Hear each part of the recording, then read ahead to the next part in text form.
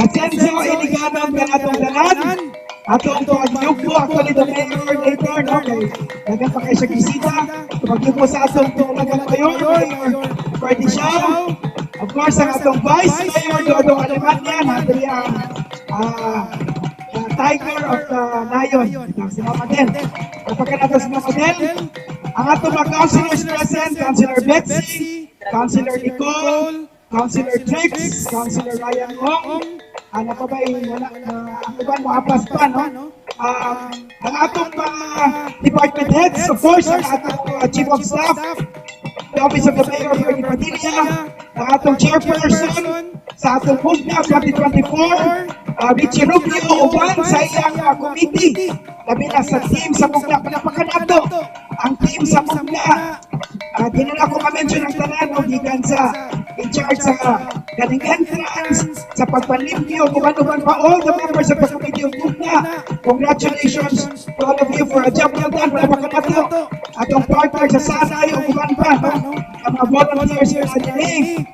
Ato pong i-acknowledge ang ato mga bisita. We have Justice Oski Badelias, panapakanato. Aman, no? Of course, naapod si Engineer Ervin Sumaga. No? Pag atong pinalanggan o gikan sa atong radio, malalain, ako kay Brigada, no? News FM, panapakanato. Ang atong mga partners from national agencies were present, Department of Trade and Industry, napakanato ang DTI, particularly that this month we are also celebrating the Philippine Creative Industry Month Station, and iligan that the Yangde Festival is now part of the listing as katong sa atong Philippine Creative Industry Month, no? I-highlight ko na sa DTI ang event sa iligan as one of the must visit, no? Through the Department of Trade and Industry. Ato pang partner from the ICT, ang atong kauban sa opisina si OS, ang atong mga CCTV are already in place, ang atong UST, sa atong command center, atong i-acknowledge usap ang presence no, sa atong government agencies today, ay able to see no, the presence of our very active COMELEC chair si Atty. Barreto, kung ano, panalaing pinaka blondie hair niya, no? Atty. Barreto, thank you for coming. Okay, sa pa wala na po na-acknowledge. Of course, acknowledging also our very active CIO, City Information Office for the live stream. Ato po, thank you very much CIO, ng atong City Office for their event. Kapag nato, the CMO, isip po naman, nasa center, at the staff of the different city councilors, department heads, bayong mugna ka natong ganan. Now, wasi na sa na kung anong mugna man. Kaning mugna ito kaya nagigayag siya sa nagagamit nato. So kung ang fiesta sa iligan, hindi maipulugon kung walay mugna. Pero mugna na tao, why mugna? To create, to end, nakay something na makita. So din the spirit of mugna, this is a community activity. Asa kung kaingon, walay lami ang atong fiesta kung walay mugna. Mugna is hindi mo makita ang mga pagkaon na i-create yun with love from the different stall owners. Para pagkanato mga stall owners present, ang atong mga stalls, of course ang atong mga exhibits, kapot din, no? I-highlight ninyo that when we talk about mugna, this is talk kaning atong mga creative talent sa iligan. Every night, nakita yung banda din, nakita yung mga performers, and what is important is, this year's mugna, masalamatan nato ang tanang stall owners, and nag-buy yun, sa mugna dito sa atong City Treasurer's Office. Salamat kanyo sa support. Wala pa kanato ang atong mga stall owners na pinaka-atong Association of Ma'am Caberia. Aman ko si Kapitan Caberia na ato din kapaganato. And then of course, ato pong i-acknowledge ang presence of Public Safety and Security na adali si Arnel Atoro sa ERR, dati ang atong PN, ang atong head sa command center.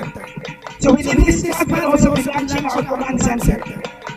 Now, what is also very exciting is karong September 23, ang KCC, salamat na kay pinaka-last year na yun na magamit na ito ang KCC kay karong September 23, ang tagiya ngayon sa KCC Mall, pag-groundbreaking din yapon. After sa paggamit na ito sa muna, magsumod na po sila o construction.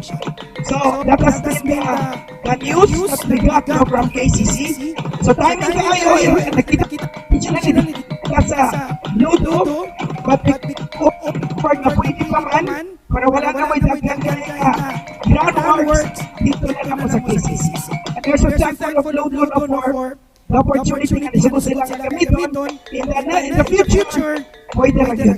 Ludo magod, lagyan niya po nagka-interest investors nila sa Ludo because that's 15 na opportunity.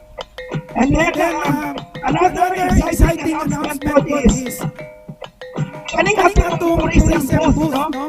Pagsunod ninyo na hadi ang tourism booth. Siguro kung pinakamog na first step ka na natin tourism booth, ang IPCC will also have their own booth.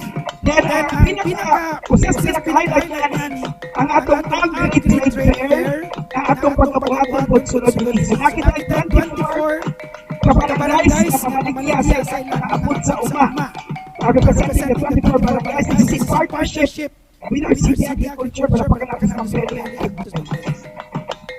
And then, ang atong SIMO, ang city department office, dapat kita ang landscape competition. So magsugod na po kila within the week, kita ay 8 groups na hands dito sa front, and that is SEMO, mga alam na ng ilang display. So pala searching of Sir Felix. Yan ang atong first office, 14th Garden at Hong. Napon sila para interested for the panic lights competition. Kanang kay nga panika mo na itong ikuran na to make our movement more attractive. So pinapakatawa ang paningkamot ni Marlon ni Bong yan for the panic lights. And finally, ang atong booth, nag-decorate sila. To make that Instagrammable, kaya nakita ay all competitive. So, magpili na o kinsay pinaka-decorated Instagrammable ba? Mga tupat pa sa itong MC. So, atong yang mga magbutang kita bantings, magbutang kita lights, magbutang kita o mga anything ay decorate ako, no? And I think we'll add color to our work na. Kasi ako pang ikayon kanino when you talk about movie, let's talk about creativity. Ato pong yung presence sa ating pinaka-supportive na Vice Mayor. Walay lain. Sa ang bigyan ka tanong, Vice Mayor itong abot funds within UMNA, courtesy of Ed. And ako pong i-acknowledge ang presence sa mga media personalities here. Kaganina naman to si Councilor Mel Anggot, tulad ito. Pati yung makauban ako din sa brigada, sa DXIC. Pinalakit, makasalaw na kung naipalimutan, no? Paliging January. Kapag nagkataon ang media for present this afternoon, ato po pledge ang supportive sponsor na pinaka-president siya si Sir Aris Malawing. Tama to Sir Aris. Tama to dali palapakan nato for joining our movement and all other sponsors. Chair Richard Rubio, ang tanan ng power gikan sa atong ganapin enterprise, of course, atong very supportive ang kapitan ng Matos Kuyabong, si Alvin, to si Alvin, another key people who support din ang kasalamat para pagkanato sila. So lastly, ang pinaka-importante is ang atong mga stores sa muna. Siguro nabantayan ninyo ay innovation. Ang atong team karong iwika is made of indigenous materials. Iba, no? So, palapakan nato kay despite nag-ayaw yung from the start, makita ni mga pakitanawon because it's something native and something indigenous. So, palapakan lang na corporate yani sa tanan ng mga stores nga, ang ilang yung sa lupayan, ang ilang ano sa istata. This is inspired by the Kamulan Festival. Kung nakanto mo sa Kamulan, grabe kagwapo ang ilang stores. So, naroon pa naman natin i-introduce, hopefully every year, mas ma-improve natin. No? So, nakita tayo 90 bands, and how can we announce nyo kung kapalo po concerns sa talang stall owners? And we are so thankful of the support of the Sangguniang Panglusot, labi na sa curfew, pinapakita yung palaot sa curfew, no? Binisin curfew, kaning naman tayo, bawal na inom pag-12 sa provided for by ordinance, kung ay kamay amendment, tama siya sa ang inom, pati po ang luisas, no? Sa tibuok, ilay na siya for the fiesta, ano? Baka fiesta lang, mga exemption, so di mo ka talagang kayo, comment na pag-aning may kahalin, bago pag-aning tinda, upang nasayaw-sayaw yan, mobile pa na ang police. Of course, ang atong kapulisan are just doing their job in terms of implementing the laws. So, kailangan nila magsukad sa atong sangguniang pangkusod sa pagkakalapo ang author na ng CC. Dati pagkalaw si Councilor Michelle Sweet, of course, led by Vice Mayor Dodo Caluman. Of course, the rest of the councilors were approving the request na dagat pag-isa pag-fiesta. Dahil sila, manirado na po. So, hindi na siya pwede tama ang alas-dos. Kinanglan pag-alas-dos, pagtungtol po nato ang atong mga kanilang establishments. By the following day, makabawi-bawi. No? So, tila ko lugar yun, and behalf of Mayor Xiao, and of course the administration, we would like to thank everyone for your support, labit at team PNP, and the security forces, ang team nilang RMN, ang team nilang Colonel Bulos Santos, ang team sa Dr. Martinigan, salamat kayo sa inyong cooperation. Kung ay magkakapan sa while, we hope sa buti natin as the start of our security measures.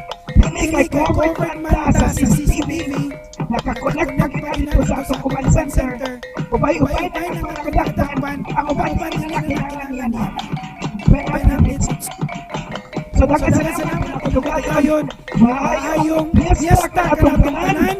At sa ganon, and we are hoping that this fiesta is more memorable and ang atong fiesta will be one for the books in the history. Salamat. Viva Señor San Miguel!